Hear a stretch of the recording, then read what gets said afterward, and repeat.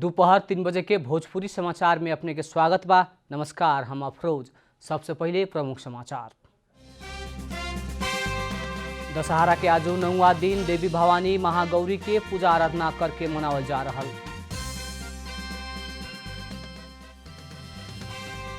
प्रधानमंत्री केपी शर्मा ओलिया भारतीय र प्रमुख सामंत कुमार गोयल बीच भइल वार्ता के चौतरफी विरोध आ शिकायत, कूटनीतिक मर्यादा के खिलाफ वार्ता कैल आरोप। कोरोना वायरस संक्रमण के कारण नेपाली कृषि क्षेत्र धराशायी, कुल गृहस्थ उत्पादन में कृषि के योगदान बढ़े ना सकल। काबुल के एक अध्ययन केंद्र बाहर आत्मघाती बम विस्फोट, इस्लामिक स्टेट IS आक्रमण के जिम्मा लेहलक।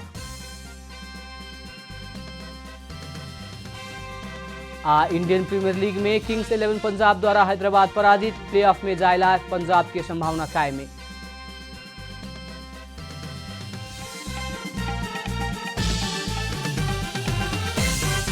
अब पूरा समाचार।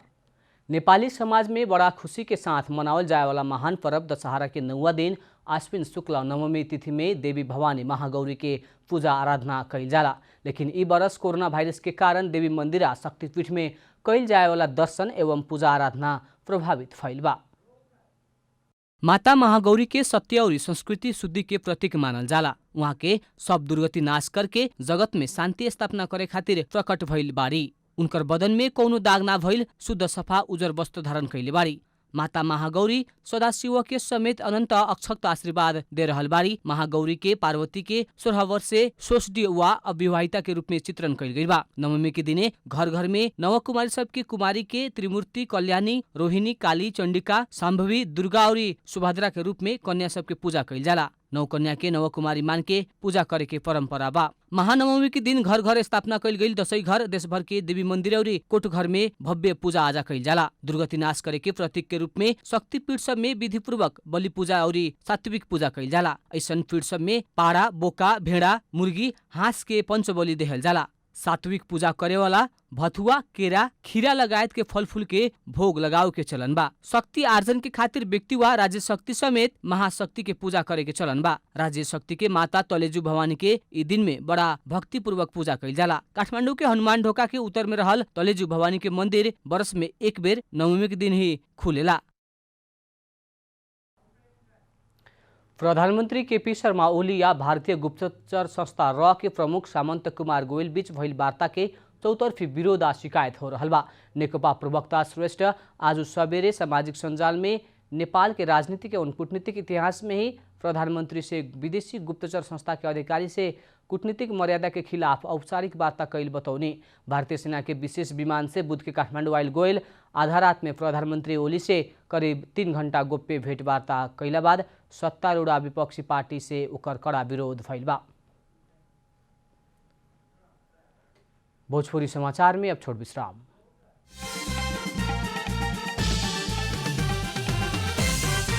भोजपुरी समाचार में अब थप समाचार। पिछला 24 घंटा में उपत्यका के विभिन्न नाका वखत 20,982 जने बाहर गइल बाटे। पोर साल दशहरा में 20-22 लाख यात्रु काठमाडौँ उपत्यका छोड़त रहे, लेकिन ई बरस ज्यादा में 1.5 लाख ही उपत्यका छोड़ले बा। महानगरीय ट्राफिक प्रहरी महाशाखा के तथ्यांक पिछला 24 घंटा में उपत्यका के विभिन्न नाका होकर 20,982 जने बाहर गइल बाटे त 8,494 जने काठमाडौँ आइल बा। ई पाली कोरोना वायरस संक्रमण के जोखिम के कारण बहुते जने गांव घर नइखे गइल। कोरोना महामारी के कारण ई पाली के दशहरा में 30 से 35% ही सार्वजनिक गाड़ी चलल नेपाल यातायात व्यवसायी राष्ट्रिय महासंघ जनौले बा। प्रहरी प्रधान कार्यालय में नक्साल में मौलो पूजा कैल गइल बा।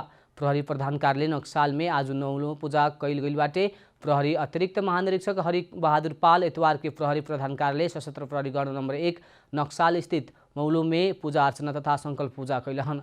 पूजा अर्चना के क्रम में प्रहरी अतिरिक्त महानिरीक्षक पाल निशान में पंजा छाप लगौलहन। पूजा विसर्जन के बाद मूलकूट हनुमान ढोका खातिर निशान प्रस्थान कराओल गेल रहे। उ अवसर में उपस्थित महानुभाव सब के पुजारी से टीका प्रसाद वितरण कैल गेल रहे। पुजारी में प्रहरी अतिरिक्त महानिरीक्षक सब, प्रहरी महानिरीक्षक सब, वरिष्ठ प्रहरी अधिकृत सब लगायत के उपस्थिति रहे। नेपाली सब के महान पर्व दशहरा के देश भर रौनक बाटे, लेकिन नेपाली के दशहरा में अधिकांश सुरक्षाकर्मी के छुट्टी नहीं मिलल। कोरोना महामारी के कारण बहुते सुरक्षाकर्मी सब दशहरा में घर नहीं जाए सकल। नेपाली सबके महान पर्व दशहरा दीपावली और छठ लग जा रहल समय जेने तेने तीज पर्व के रौनक बाटे। लेकिन आम नागरिक के सुरक्षा में रात भर खटेवाला सुरक्षाकर्मी के ई बेर छुट्टी नहीं मिलल। पहिलका बरस से ई बरस कोरोना महामारी के कारण भी बहुते सुरक्षाकर्मी के छुट्टी नहीं मिलल। उतने ही ना दशहरा दीपावली में सुरक्षा निकाय के शैली ही परिवर्तन भइल बा। पहिलका बरस में फौजी संगठन में दशहरा के नवरात्र के बलि मौलो और निशान पूजा महत्वपूर्ण और अनिवार्य मानल गइल बा। लेकिन ई बेर कोरोना संक्रमण के जोखिम के कारण ऊ अनिवार्यता के रोक लगावल गइल बा। नेपाली सेना, सशस्त्र प्रहरी बल और नेपाल प्रहरी ई बरस परंपरा धाने के ही कार्यक्रम तय कैल बतौले बा।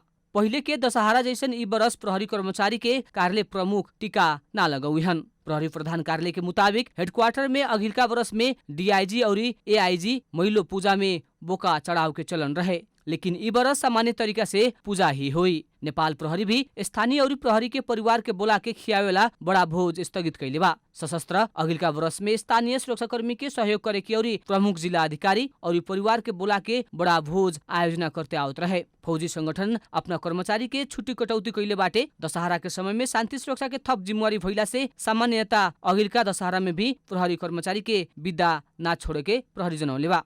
नेपाली सेना ज्यादा जरूरी परल सैनिक के विदा देहले बा। सशस्त्र प्रहरी बल तिनचिलका तह के सशस्त्र प्रहरी कर्मचारी के परिवार के पहुना बन के ना जाए खातिर और अपना घर में भी पहुना के ना बोलावे खातिर सर्कुलर ही कैले बा। रूपक कुलाल, काठमाडौँ। अब आर्थिक समाचार।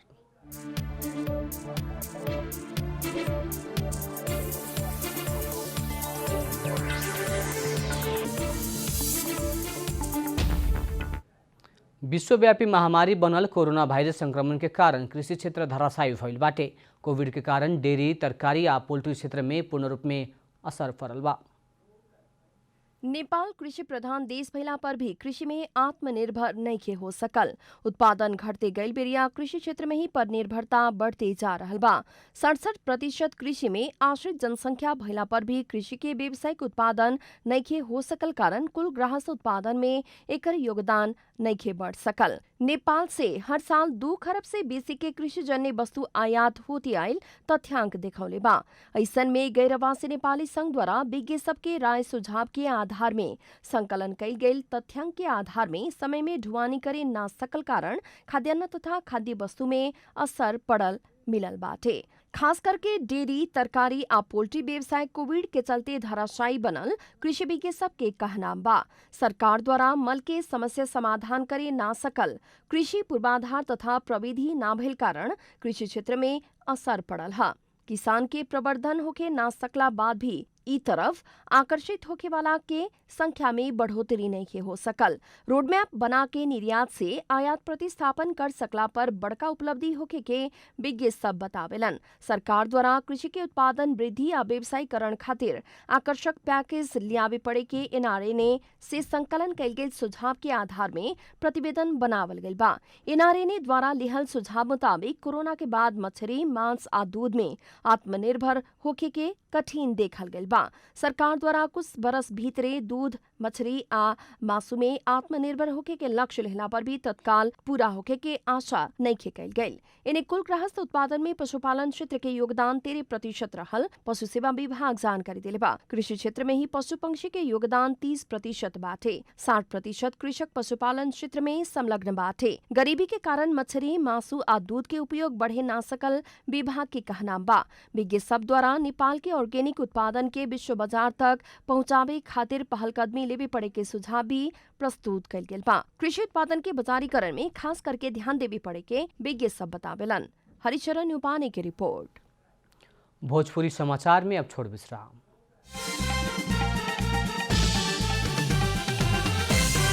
पूरी समाचार में अब अंतर्राष्ट्रीय समाचार।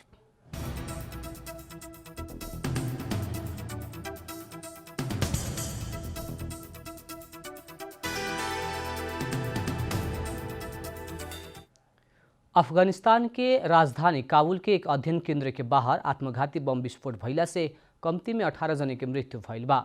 एजुकेशन सेंटर में काल्हु दोपहर विस्फोट भइल रहे। सिया मुसलमान के बाहुल्यता रहल दास्ताए बारची में रहल एजुकेशन सेंटर में 100 विद्यार्थी पढ़त रहे। वो विस्फोट में दर्जनों आदमी घायल भइल स्थानीय अधिकारी सब बतौले बा। घायल भइल सबके स्थानीय अस्पताल में इलाज हो रहल बा।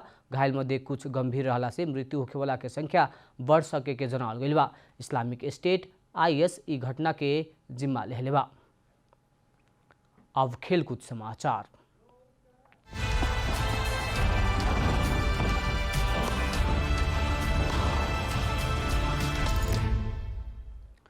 इंडियन प्रीमियर लीग IPL में किंग्स 11 पंजाब हैदराबाद पर 12 रन के रोमांचक जीत निकलले बा। जीत संगे पंजाब प्लेऑफ के यात्रा कायम रखले बा त हैदराबाद शीर्ष 4 के यात्रा से बाहर भइल बा। टॉस हार के पहले बैटिंग कैल पंजाब निर्धारित 20 ओवर में 60 विकेट गवा के 126 रन बनौले रहे। पहिलका विकेट खातिर मनदीप सिंह और कप्तान KL राहुल 37 रन के साझेदारी कैले रहे लोग। मनदीप सिंह 14 बॉल में 17 रन बना के आउट भइल रहलन। मैक्सवेल व्यक्तिगत 12 रन बनौलन। अंतिम समय तकले क्रीज में रहल निकोलस पुरन 32 रन के योगदान कैलन। जवाब में हैदराबाद निर्धारित 19 ओवर 5 बॉल में 114 रन में ऑल आउट भइल रहे। मजबूत शुरुआत कैल हैदराबाद 56 रन में पहिलका विकेट गंवले रहे। ओकर कप्तान डेविड वार्नर 35 रन बना के आउट भइल रहलन। ओकरा बाद दोसर ओपनर जोनी ब्रास्टो 19 रन में पवेलियन लौटल रहलन। हैदराबाद 58 रन में दोसर का विकेट गंवले रहे। अंतिम ओवर में हैदराबाद लगातार 2 विकेट गंवला पर हार बेहोरलख। जिस संगे पंजाब के 11 खेल में 10 अंक भइल बा। अंत में प्रमुख समाचार फिर एक बेर। दशहरा के आज 9वां दिन देवी भवानी महागौरी के पूजा आराधना करके मनावल जा रहल।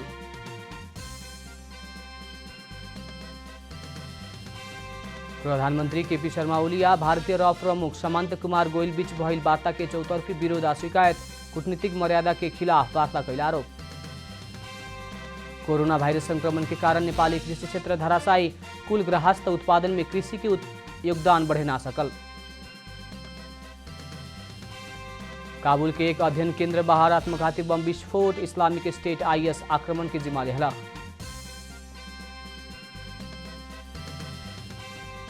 इंडियन प्रीमियर लीग में किंग्स 11 पंजाब द्वारा हैदराबाद पराजित। प्लेऑफ में जाएला पंजाब की संभावना कायम है।